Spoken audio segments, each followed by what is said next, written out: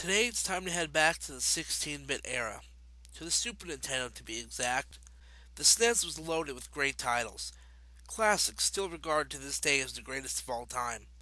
It was also home to many arcade ports, one of which we are looking at today. This is Sunset Riders. Sunset Riders was first released in the arcades on September 4th, 1991 and had two different versions, a 2 and a 4 player. It's a run-and-gun style shoot-'em-up developed by Konami and was later released on March 3rd, 1993 for the Sega Genesis and August 6th, 1993 for the Super Nintendo. The home ports differed from its arcade counterpart, and the Genesis version had the most changes from the original. Sunset Riders is a run-and-gun action game set in the Wild West where you play as one of 4 bounty hunters who are out to claim their rewards for the most wanted outlaws.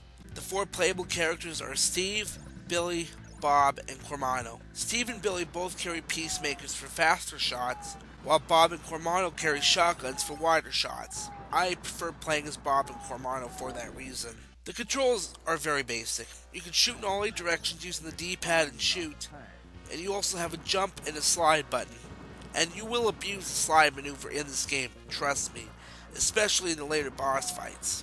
You also have the ability to jump to higher ledges, a mechanic done well in the game, and is required to advance. You can avoid and also shoot at enemies doing this, and you will use this quite a few times in the game to stay alive. The game consists of 8 stages with a boss at the end of each, and the bosses get more and more difficult as the game goes on, and by the time you get to the last boss, I'll get to that in a few minutes.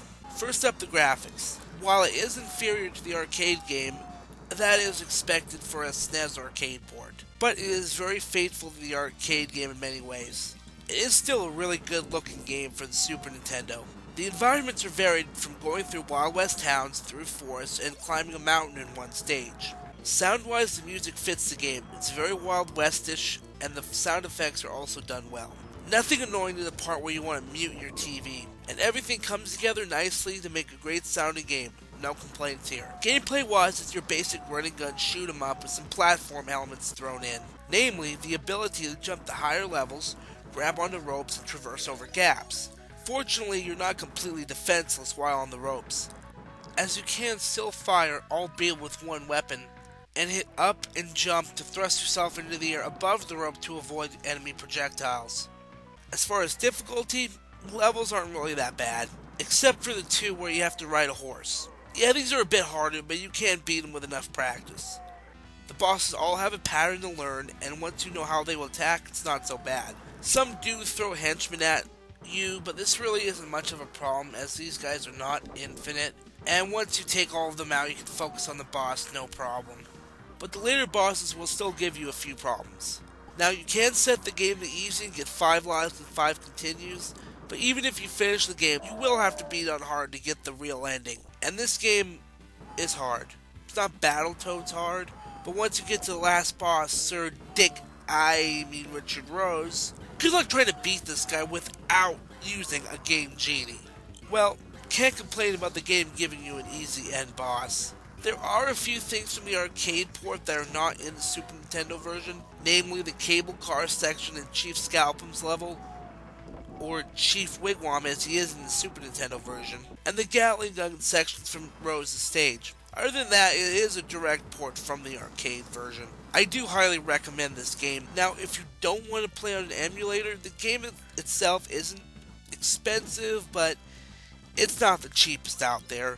Usually a loose copy will run you about $20, while a complete about $50. The Genesis version is a little cheaper if you want to go that route, but eBay does tend to overinflate prices on retro games, so be aware of that. All in all, this is a great game. Konami did a great job with it, and we can only hope for a release on the Xbox Live Arcade and PlayStation Network. Hell, if they did it with X-Men and Simpsons, they could do it with this. Make it happen, Konami. We all want it. Come on, it wouldn't take much. Hell, just add some achievements and trophies and a couple extras, make it online co-op, and you'll be making money in no time if you sell it for $10. Look, you've done it before, why not do it again? Come on, Konami, please, make it happen. Anyway, that is the review, and Pegasus out.